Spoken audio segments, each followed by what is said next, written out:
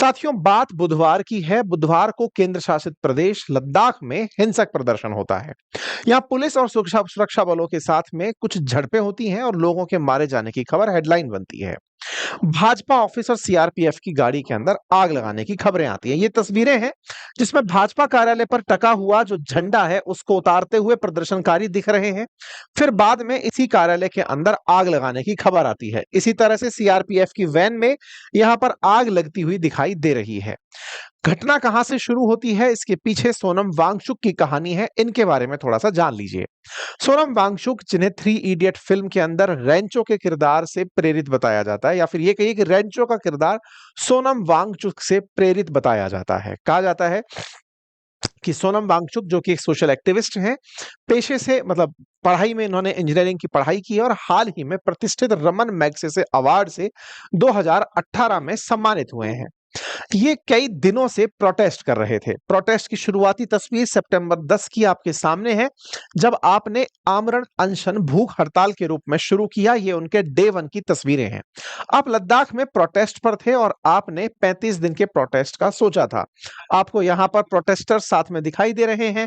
आप हर दिन अपने प्रोटेस्ट के अपडेट डेट वाइज डालते चले जा रहे थे कि मैं प्रोटेस्ट में बैठा हूं और मेरे साथ प्रोटेस्ट में यहां पर कुछ पूर्व सैनिक शामिल हैं, युवा शामिल हैं, और ये याद दिलाना चाहते हैं केंद्र सरकार को कि हमारी आपसे कुछ कमिटमेंट्स थी, आपकी हमसे कुछ बातें थी, वादे थे, आपने उन्हें पूरा नहीं किया है, आप उन्हें पूरा कर दीजिए। आपने लद्दाख के लोगों से, लेह लद्दाख के लोगों से कुछ वादे किए थे, आप उन्हें पूरा कर दीजिए। 2019 में जब इसे यूनियन टेरिटरी बनाया गया तो हमारे साथ में जो नुकसान हमारा हुआ या फिर जिस तरह से हमारे साथ वादे किए गए थे उन्हें पूरा करिए।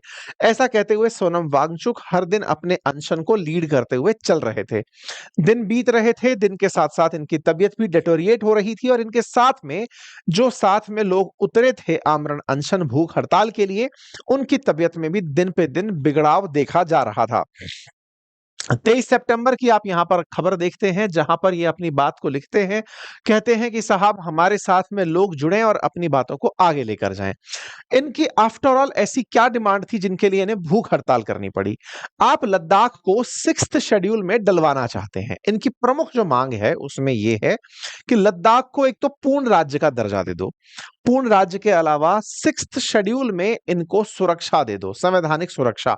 अब ये 6th शेड्यूल क्या है, इसके बारे में भी थोड़ी चर्चा करेंगे। कारगिल और लेह को अलग अलग लोकसभा सीट बना दो और सरकारी नौकरियों में स्थानीय लोगों की भर्ती करो। ये 4 प्रमुख मांगे लेकर के ये भूख हड़ताल पर बैठे हुए हैं। 10 सितंबर से 35 दिनों की भूख हड़ताल पर जब ये बैठे तो इनके साथ 15 लोग थे। उनमें से 2 लोगों की तबीयत मंगलवार शाम को खराब हो गई और उन्हें अस्पताल में भर्ती कराया गया। तो इस आंदोलन को लीड कर रही संस्था लद्दाख एपेक्स बॉडी की युवा शाखा ने विरोध प्रदर्शन का ऐलान कर दिया कि भाई, इतने दिन से भूख हड़ताल पर लोग बैठे हैं और ऐसे में आप लोगों को इस बात का कोई फर्क नहीं पड़ रहा है। यानी कि कल शाम को जब उनके साथ बैठे लोगों की तबीयत बिगड़ने लगी तो यहां पर जो प्रदर्शनकार जो लोग थे इनके साथ में, उनके द्वारा विरोध प्रदर्शन का मांग कर दिया गया। सोशल मीडिया पर भीड़ जुटाई जाती है। आंदोलनकारियों के द्वारा मंगलवार की रात को लद्दाख बंद बुलाने का आह्वान किया जाता है। लोगों से लेह हिल काउंसिल पहुंचने की अपील की जाती है। इसका असर भी दिखता है, बड़ी संख्या में लोग एकत्रित होना शुरू होते हैं। पुलिस और प्रदर्शनकारियों के बीच में झगड़े और प्रदर्शन मतलब झड़प होना शुरू होती है। पुलिस प्रदर्शनकारियों को रोकने के लिए आंसू गैस छोड़ती है। पुलिस की गाड़ियों को बदले में पत्थर सहने पड़ते हैं। ये क्लैश की तस्वीरें हैं आपके सामने, जिस समय पुलिस जो लेह के अंदर है उसके साथ 6th शेड्यूल की मांग कर रहे लोग बहस कर रहे हैं, पत्थरबाजी कर रहे हैं, अपना विरोध प्रदर्शन कर रहे हैं। ये तस्वीरें बयान कर रही हैं, आज की हैं, और ये बता रही हैं कि कैसी स्थिति यहां पर बनी हुई है। यहां पर प्रदर्शनकारियों की भीड़ को सड़कों पर देखा जा सकता है।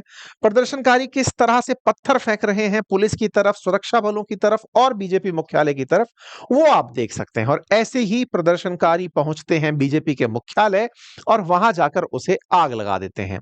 तस्वीरों में यह साफ साफ दिखाई दे रहा है कि प्रदर्शनकारियों ने किसी एक प्रयोजन के साथ इस प्रदर्शन को एक दिशा दे दी थी।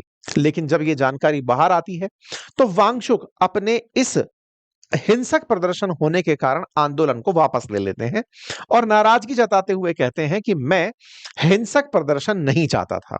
ऐसे में उन्हें अपनी तरफ से लोगों को ये कहा कि भाई मेरे साथ जो लोग खड़े थे, चूंकि वो घायल हो गए थे, मतलब बीमार हो गए थे, तो उनके कारण लोग हिंसक हो गए, लेकिन ये मेरी चाहत नहीं थी। ऐसे में मैं अपने इस आंदोलन को यहीं रोकता हूं।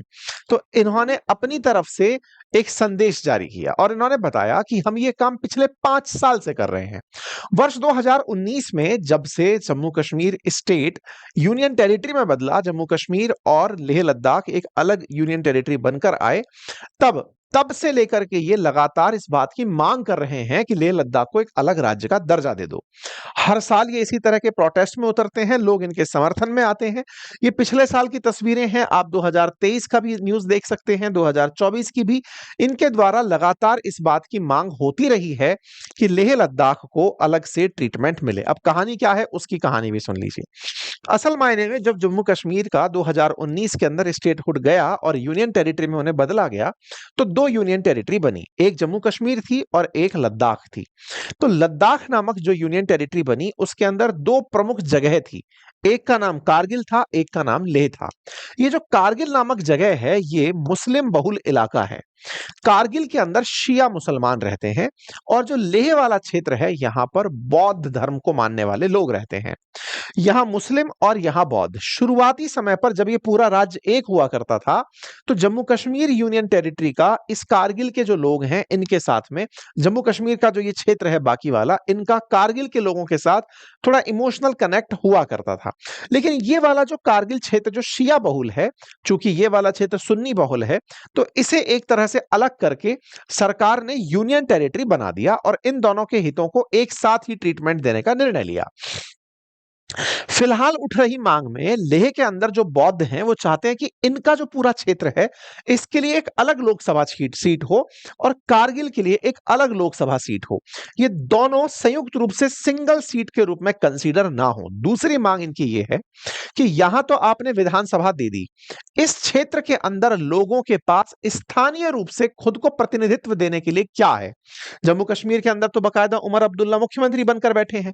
इस क्षेत्र को तो अब फिलहाल के लिए कोई रिप्रेजेंटेटिव ही नहीं मिल रहा, क्योंकि इस क्षेत्र में पॉपुलेशन कम है।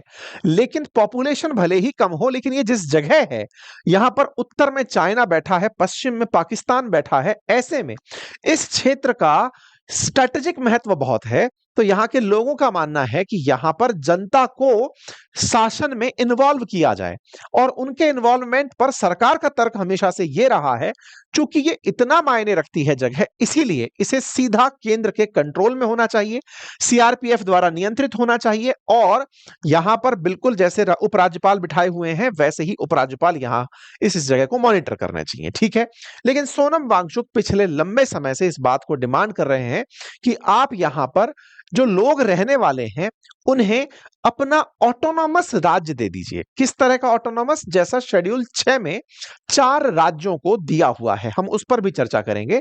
तो सवाल बड़ा यह है कि ये किस तरह का राज चाहते हैं? यूनियन टेरिटरी में रहते हुए ये राज चाहते हैं या राज्य बना के अपना एक राज चाहते हैं?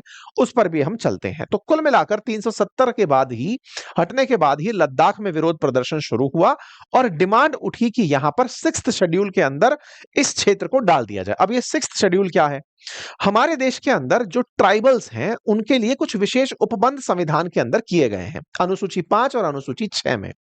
संविधान की अनुसूची 6 यानी शेड्यूल 6 के अंदर 4 राज्यों के कुछ विशेष क्षेत्र ऐसे हैं जहां पर रहने वाले ट्राइबल्स को कुछ विशेष अधिकार दिए गए हैं। जैसे मेघालय के अंदर गारो खासी जयंतिया ऑटोनॉमस डिस्ट्रिक्ट काउंसिल्स बनाई गई हैं। ऐसे ही मिजोरम के अंदर चकमा और लाई बनाई गई है, लाई बनाई गई है और मारा बनाई गई है। त्रिपुरा के अंदर त्रिपुरा ट्राइबल बनाया गया है और असम में दीमा हसाओ, कार्बी और बोडोलैंड। ये चारों जगह, जो चारों राज्य हैं, इनमें एक चीज कॉमन है और वो है ऑटोनॉमस डिस्ट्रिक्ट काउंसिल। ये क्या होती हैं? आसान भाषा में समझिए, ये राज्य के भीतर क्षेत्र जो जनजाति क्षेत्र हैं, ट्राइबल एरियाज हैं, उन ट्राइबल एरियाज में रहने वाले लोगों की अपनी एक कमेटी समझिए, जिसमें वहीं के लोग डिसाइड करते हैं कि इस काउंसिल में कौन बैठेगा, जस्ट लाइक पंचायत समिति के सदस्य कुछ वैसे। लेकिन इनके पास इस क्षेत्र में जितने भी रिसोर्सेज हैं, उन रिसोर्सेज का डिस्ट्रीब्यूशन कैसे होगा, कंट्रोल किसके पास होगा, वो रिसोर्सेज कौन एक्सट्रैक्ट कर सकता है, ये इन सब चीजों पर नियंत्रण रखते हैं। आसान करता हूं, आसाम के अंदर मान लीजिए या मेघालय के अंदर मान लीजिए कि खासी हिल के अंदर कोई माइंस निकल आई, तो माइंस को एक्सट्रैक्ट अगर आप करना चाहते हो तो आपको इस ऑटोनोमस डिस्ट्रिक्ट काउंसिल से भी पूछना होगा। आसान इस तरीके से इसको ऐसे समझिए, लद्दाख में ये जो सोनम वांगचुक के नेतृत्व में आंदोलन हो रहा है, ये चाहते हैं कि लद्दाख को भी शेड्यूल 6 में डाल दिया जाए। तो चलिए, सवाल तो समझ में आया कि शेड्यूल 6 में डालना चाहते हैं। तो अब सवाल यह भी बनता है कि शेड्यूल 6 में डालने के बाद इन्हें ऑटोनोमस डिस्ट्रिक्ट काउंसिल मिल जाएगी। इसके बाद में ये यहां के संसाधनों पर नियंत्रण करना चाहते हैं। कौन से संसाधन? तो अब इसकी कहानी सुनिए। हो क्या रहा है कि लद्दाख में बहुत बड़ा एरिया डेजर्ट का है। जैसे हमारे राजस्थान के अंदर डेजर्ट है, ये गर्म डेजर्ट है। लेह लद्दाख के अंदर सूखा डेजर्ट है, लेकिन वो ठंडा डेजर्ट है।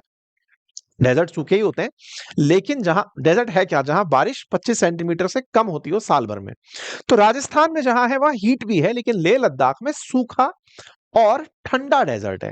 उस ठंडे डेजर्ट में लेकिन सूरज की जब रोशनी आती है तो वो बहुत तेज आकर पड़ती है, और उस सूरज की रोशनी से सोलर एनर्जी पैदा करने का प्लान डेजर्ट में चल रहा है। जैसे राजस्थान में बड़ा सारा एरिया सोलर पार्क बन चुका है, दुनिया के सबसे बड़े सोलर पार्क में से एक राजस्थान में जिस तरह से बन चुके हैं, ऐसे ही लेह लद्दाख के अंदर उन क्षेत्रों के अंदर भी सोलर पार्क बनाने की सरकारी कवायद चल रही है। इन लोगों का मानना है कि इनके जो क्षेत्र हैं, उन क्षेत्रों में यहां के जो लोग रहते हैं, जो ट्राइबल्स रहते हैं लद्दाख के, वो अपने मवेशी चराते हैं, कैटल्स चराते हैं। ऐसे में उनके लिए वो क्षेत्र बचेगा ही नहीं, पास्चर लैंड नहीं बचेगी। क्षेत्र नहीं बचेगा तो मवेशी कहां चरेंगे? ऐसे में इन संसाधनों पर लोकल लोगों का कंट्रोल होना जरूरी है। इसलिए ये लगातार शेड्यूल 6 में एक प्रमुख कारण से इस मांग को रखते हैं। और भी कई कारण है। इनका कहना है कि सरकार इन क्षेत्रों को विशेष बड़े उद्योगपतियों को दे रही है, बिल्कुल वैसे जैसे राजस्थान के अंदर टाटा, अंबानी, अडानी, बड़ी बड़ी कंपनियां जो भी सोलर में है वो सब आकर के क्षेत्र ले रही हैं। तो बोले ऐसे इन क्षेत्रों को भी ये प्राइवेट कंपनियों को देना चाहते हैं, तो ये नहीं होना चाहिए। इसलिए हमें ऑटोनोमस डिस्ट्रिक्ट काउंसिल दे दो, हम डिसाइड करेंगे कि किसको जगह देनी है। अब जब सवाल इस तरह का है तो सवाल बनता है कि भाई अल्टीमेटली दिक्कत कहां है? दिक्कत कहां है कि इन्हें दे क्यों नहीं दिया जाता, लद्दाख को 6th शेड्यूल में क्यों नहीं डाल दिया जाता? तो सबसे पहला पॉइंट तो यह है कि इसको करने के लिए संविधान में संशोधन करना पड़ेगा।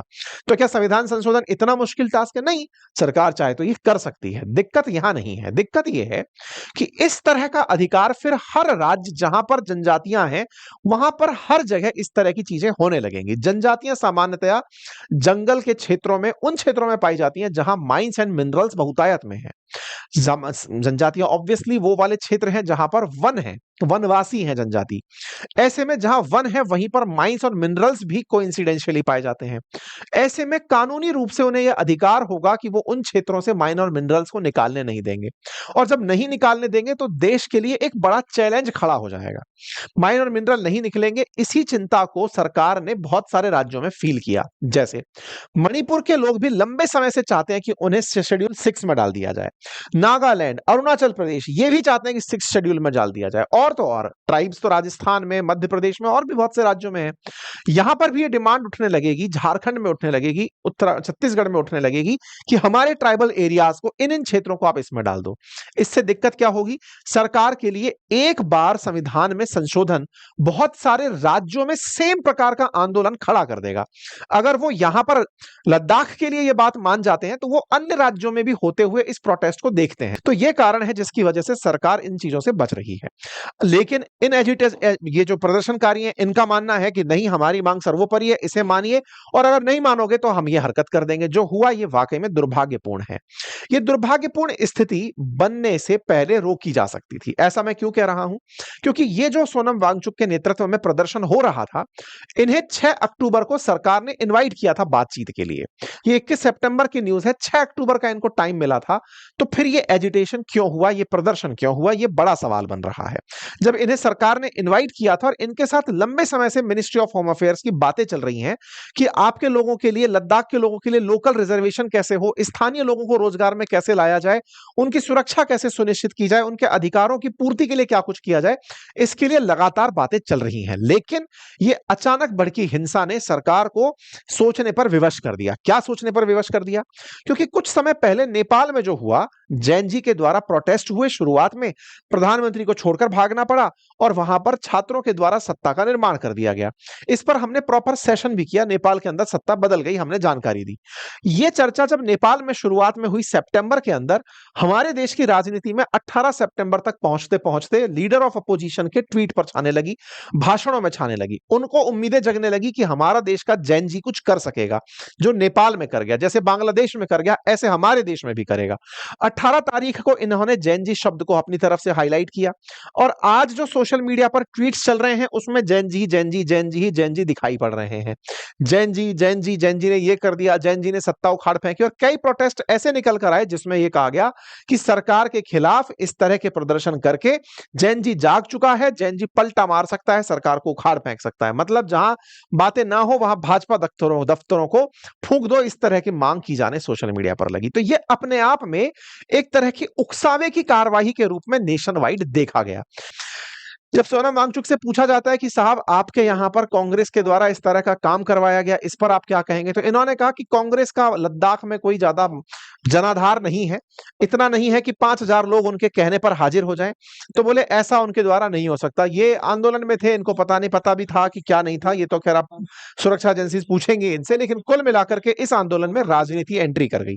शुरुआत में सोनम वांगचुक का आंदोलन जिस तरह से चला आ रहा था, लद्दाख के प्रति एनवायरमेंट की हिफाजत के साथ साथ शेड्यूल 6 में आकर के क्षेत्र की सुरक्षा से लेकर के हिमालय की सुरक्षा से लेकर के, जिसके चलते इन्हें मैग्सेसे पुरस्कार से सम्मानित किया गया, अब उसमें चूंकि राजनीति एंट्री कर गई, 4 लोगों की मौत हो गई, 70 के करीब लोग घायल हो गए, तो अब यहां पर राजनीतिक विचारधारात्मक विवाद जो है वो ज्यादा बड़ा स्थान लेगा। देखना होगा कि किस तरह से केंद्र इस विषय को डील करता है। चूंकि ये अति संवेदनशील जगह है, समझने की बात यह है कि चूंकि ये अति संवेदनशील जगह है, और संवेदनशील से मेरा मतलब है कि एक तरफ पाकिस्तान, एक तरफ चाइना बैठा हुआ है, तो केंद्र को भी चाहिए कि इस मामले को, केंद्र को और विपक्ष को भी चाहिए कि इस मामले को अति संवेदनशीलता के साथ हैंडल किया जाए। ऐसा ना हो कि हमारी इस देश के इस भूभाग के अंदर हुए अनरेस्ट का दुश्मन लाभ उठा ले जाए। ये अति संवेदनशील विषय है। केंद्र के द्वारा बकायदा 10 पॉइंटर्स जारी करके अपनी द्वारा जो किए गए कार्य हैं वो सब बता दिए कि हमने किस किस तरह से हाई पावर्ड कमेटी बनाई, हमने किस तरह से सारे की सारे अब तक मीटिंग की, हमने महिलाओं के लिए अब तक क्या क्या प्रावधान रखे, महिलाओं को 1/3 रिजर्वेशन की बात करी, साथ में हमने ये भी बता, मतलब कि बकायदा प्रेस अभी 10 बजे थोड़ी देर पहले ही ये पूरा की पूरा इन्होंने ब्रीफ नोट डाला है, जिसमें उन्होंने सारी बातें कही कि हम लोग किस किस तरह से सारे काम कर रहे हैं। खैर, ये जो हुआ ये दुखद था। अब आगे आवश्यकता है कि प्रदर्शन कभी भी हिंसक ना हो।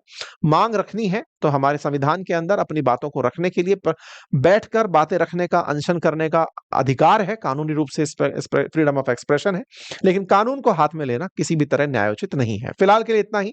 बाकी आप लोग इस विषय पर क्या सोचते हैं, अपनी राय जरूर कमेंट बॉक्स में बताइएगा।